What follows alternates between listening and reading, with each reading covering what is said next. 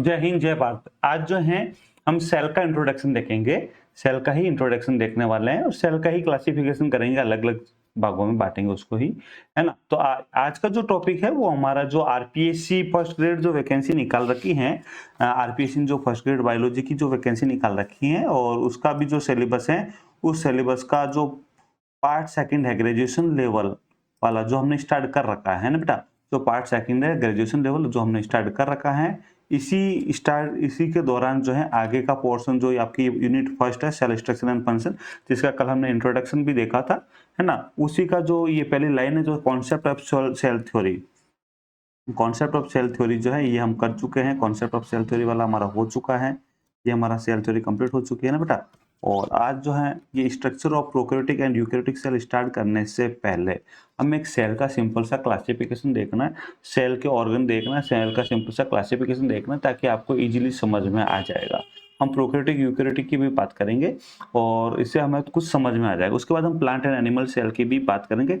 ये एक ऐसे ही कह सकते हैं कि ये की क्लास है जो कि आपको आगे के टॉपिक समझने में आसान कर देगा और उसके साथ-साथ यहाँ से क्वेश्चन भी, आज की क्लास है तो छोटी-सी पर बहुत इंपॉर्टेंट ही है क्योंकि यहाँ से क्वेश्चन भी आने वाले हैं। उसके बाद जो रिमेनिंग सिलेबस है वो भी कंटिन्यू हम देखेंगे। ठीक है बेटा? तो चलो देखो सेल की बात करते हैं हम। सबसे पहले बात करेंगे सेल। सेल जो है हमें पता है, सबसे पहले सेल को देखा किसने था? रॉबर्ट हुक ने देखा था और जो रॉबर्ट हुक ने देखा था वो सेल नहीं, सेल वॉल थी, डेड सेल थी, यानी कि उसने सिर्फ सेल वॉल को देखा था। उसके बाद हमें पता है कि ल्यूवेनहॉक आया, उसने लिविंग सेल को देखा। ये हम पढ़ चुके हैं कल की क्लास में। फिर उसकी साइटोलॉजी ब्रांच भी हम पढ़ चुके हैं। Cytology the branch of science in which we deal with cell. Cytology या सेल बायोलॉजी, विज्ञान की वह शाखा जिसमें सेल का अध्ययन किया जाता है, उसे सेल बायोलॉजी या साइटोलॉजी कहते हैं। और इसकी भी डिटेल जो है हम कल के लेक्चर के अंदर देख चुके हैं, सारी इसकी डिटेल भी हम पढ़ चुके हैं। ठीक है ना? तो हमने ये और सेल थ्योरी भी हम पढ़ चुके हैं। ठीक है ना बेटा?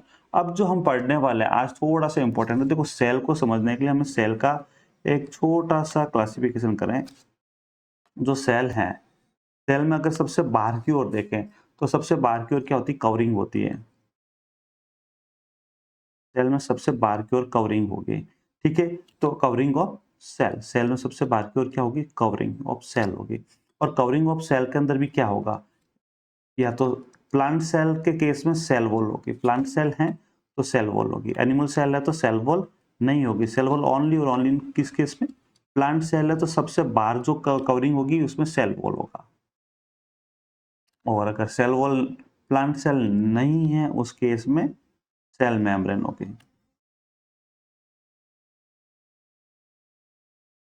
सेल मेम्ब्रेन होगी। ये किसमें होगी? सेल मेम्ब्रेन प्लांट सेल में भी होगी, सेल वॉल के बाद, प्लस एनिमल सेल के अंदर भी सेल मेम्ब्रेन तो होगी ही होगी। एनिमल सेल में सबसे बाहरी जो कवरिंग होती है वो सेल मेम्ब्रेन होती है एनिमल सेल के अंदर।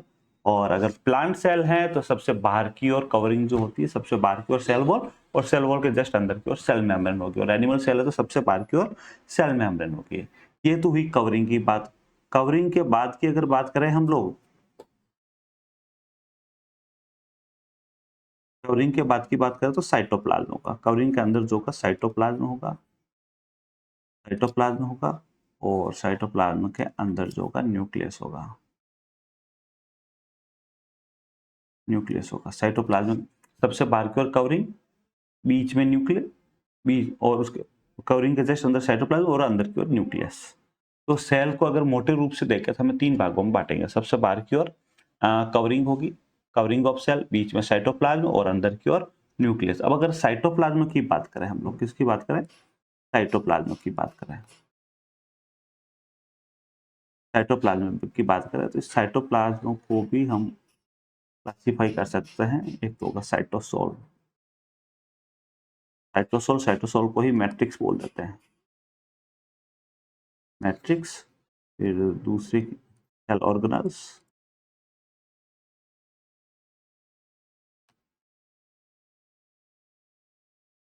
Cell organelles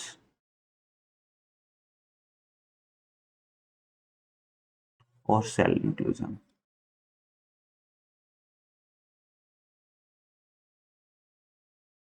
cell inclusion, cell inclusion की बात करें तो जो नॉन लिविंग केमिकल्स जो होते हैं वो आएंगे इसमें। Non living chemical, non living chemical होते हैं लाइक स्टार्च ग्रेन्यूल जो है, स्टार्च ग्रेन्यूल जो है वो इसके अंदर आता है। ठीक है, तो साइटोप्लाज्म को भी हम 3 भागों में बांटेंगे। साइटोसोल हो गया, सेल ऑर्गेनल्स हो गए और सेल इंक्लूजन। साइटोसोल जो होता है, जो लिक्विड होता है, जो लिक्विड होता है सेल के अंदर, उसको साइटोसोल बोलेंगे। उस लिक्विड के अंदर सेल ऑर्गेनल्स होंगे और सेल इंक्लूजन होगा। ठीक है, जो लिक्विड होगा वो साइटोसोल या मैट्रिक्स है, सेमी फ्लूइड सेमी लिक्विड होता है, साइटोसोल या मैट्रिक्स कहलाता है। फिर उसके अंदर सेल ऑर्गेनल्स होते हैं और सेल इंक्लूजन होता है। अब सेल ऑर्गेनल्स की अगर हम बात करें, किसकी बात करें, सेल ऑर्गेनल्स की, तो सेल ऑर्गेनल्स जो हैं इसको भी आगे हम बांटेंगे मेम्ब्रेनलेस,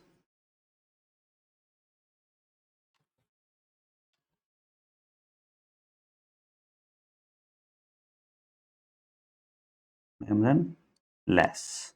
ठीक है, और मेम्ब्रेनलेस में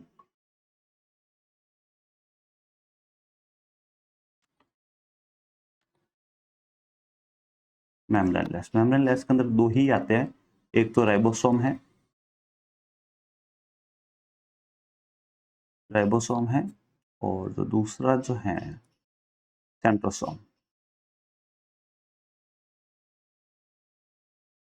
सेंट्रोसोम, सेंट्रियोल भी इसी के अंदर आता है ना बेटा,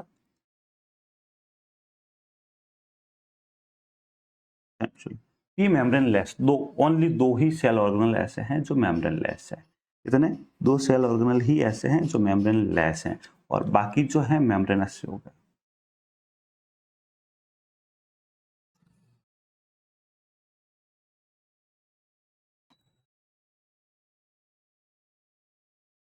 मेम्ब्रेनस होगा, और जो मेम्ब्रेनस होंगे ना बेटा, इस मेम्ब्रेनस ऑर्गन को भी मेम्ब्रेनस ऑर्गन को भी 2 भागों में बांटेंगे। एक होगा सिंगल मेम्ब्रेन वाले, दूसरे होंगे double membrane. Single membrane bound, single membrane bound organelles, और दूसरे होंगे double membrane bound organelles.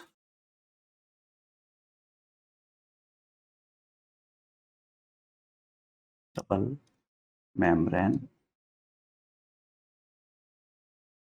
Bound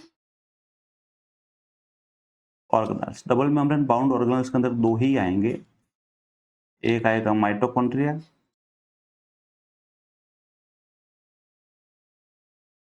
और जो दूसरा होगा क्लोरोप्लास्ट। ठीक बेटा, आप चाहो तो इस क्लोरोप्लास्ट के अंदर और भी लिख सकते हो। जो क्लोरोप्लास्ट है ना बेटा, ये लार्जेस्ट सेल ऑर्गेनल है। कौन सा, ये क्या है, लार्जेस्ट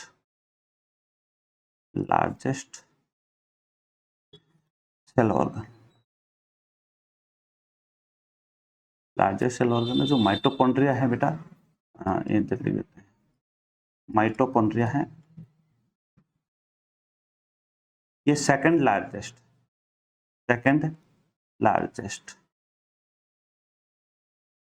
सेल ऑर्गन है। ये सेकंड लार्जेस्ट सेल ऑर्गन है। तो लार्जेस्ट सेल ऑर्गन कौन सा है, माइटोकॉन्ड्रिया, और second largest largest cell organ कौन सा है, क्लोरोप्लास्ट, और सेकंड लार्जेस्ट और सेल ऑर्गन कौन है, माइटोकॉन्ड्रिया।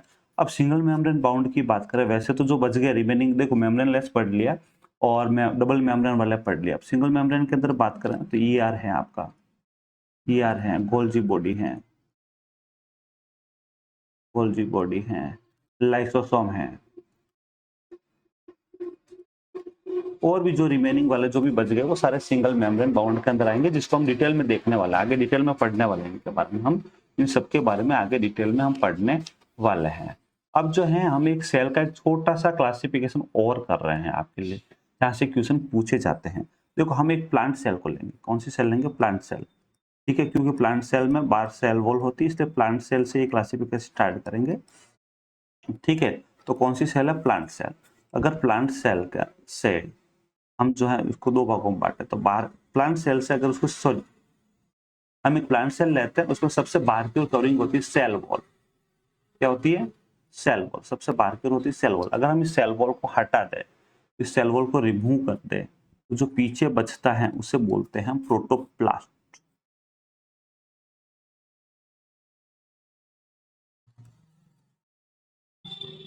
प्रोटोप्लास्ट। अब अगर आपको क्वेश्चन पूछा जाए प्रोटोप्लास्ट क्या है, cell wall, sorry plant cell without cell wall, plant cell without cell wall protoplast है, कॉल्ड प्रोटोप्लास्ट, है ना बेटा। प्रोटोप्लास्ट क्या है, पादप कोशिका जिसमें सेल वॉल हटा दी गई उसकी, उसको बोलेंगे प्रोटोप्लास्ट। अब जो ये प्रोटोप्लास्ट है, इस प्रोटोप्लास्ट में पे क्या बचा हुआ है, इस प्रोटोप्लास्ट में बाहर की ओर क्या होगी, बाहर की ओर होगी सेल मेम्ब्रेन। अब अगर मैं सेल मेम्ब्रेन को हटा दूं, क्या करूं, तो बाहर की ओर है सेल मेम्ब्रेन, अगर मैं सेल मेम्ब्रेन को हटा दूं, सेल मेम्ब्रेन को हटा दूं तो जो पीछे बचता है उसे बोलेंगे प्रोटोप्लाज्म, तो बोलेंगे प्रोटोप्लाज्म। अब आपको प्रोटोप्लास्ट और प्रोटोप्लाज्म में डिफरेंस समझ में आ गया होगा। सेल वॉल, सेल मेम्ब्रेन हटाने पर जो पीछे बचता है उसे प्रोटोप्लाज्म कहते हैं। सेल वॉल हटाने पर जो पीछे बचता है उसे प्रोटोप्लास्ट कहते हैं। प्रोटोप्लास्ट क्या, प्रोटोप्लाज्म क्या, आपको समझ, without cell wall protoplast, without cell membrane जिसमें सेल वॉल भी नहीं है, सेल मेम्ब्रेन भी नहीं है, प्रोटोप्लाज्म। ठीक है, अभी जो प्रोटोप्लाज्म है ना बेटा, इस प्रोटोप्लाज्म में से अगर मैं न्यूक्लियस हटा दूं, देखो प्रोटोप्लास्ट का मतलब उसमें सेल वॉल नहीं है, बाकी सब है। प्रोटोप्लाज्म का मतलब उसमें सेल मेम्ब्रेन नहीं है, बाकी सब है। ठीक है, प्रोटोप्लाज्म। अब इस प्रोटोप्लाज्म में से मैं न्यूक्लियस हटा दूं, प्रोटोप्लाज्म में से मैं न्यूक्लियस हटा दूं तो जो पीछे जो बचता है उससे बोलेंगे साइटोप्लाज्म, उसे बोलेंगे साइटोप्लाज्म। अब जो ये साइटोप्लाज्म है, इस साइटोप्लाज्म के अंदर क्या होगा, जो न्यूक्लियस हटा दिया, सेल मेम्ब्रेन हटा दिया, अब जो पीछे जो बचा हुआ है वो सब साइटोप्लाज्म में आएगा। तो जो इस साइटोप्लाज्म के अंदर सेल ऑर्गेनल्स वगैरह सब साइटोप्लाज्म में ही होंगे। इस साइटोप्लाज्म से अगर मैं सेल ऑर्गेनल्स हटा दूं, साइटोप्लाज्म से अगर मैं सेल ऑर्गेनल्स हटा दूं,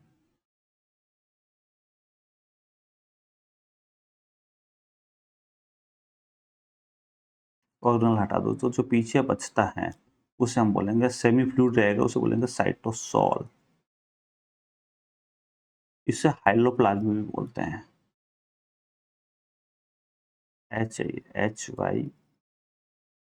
HYLO, हाइलोप्लाज्म बोलते हैं, हाइलोप्लाज्म। बात समझ में आ रही है, इसे बोलते हैं हाइलोप्लाज्म। तो ये प्लांट सेल का एक सिंपल सा क्लासिफिकेशन, सॉरी प्लांट सेल के अंदर जो सेल ऑर्गेनल था उसको सिंपल सा एक इंट्रोडक्शन था, एक प्लांट सेल का या एक सेल का इंट्रोडक्शन। अभी तक हमने जितनी भी बात की वो एक सेल का इंट्रोडक्शन था। अब बात करते हैं सेल। जो सेल जो होती है ना बेटा, उस सेल को उसके ओरिजिन के आधार पर या उसके स्ट्रक्चर के आधार पर, सेल को उसके स्ट्रक्चर के आधार पर हम दो भागों में बांटेंगे। एक होगी प्रोकैरियोटिक, प्रोकैरियोटिक सेल, और दूसरा होगा यूकैरियोटिक सेल।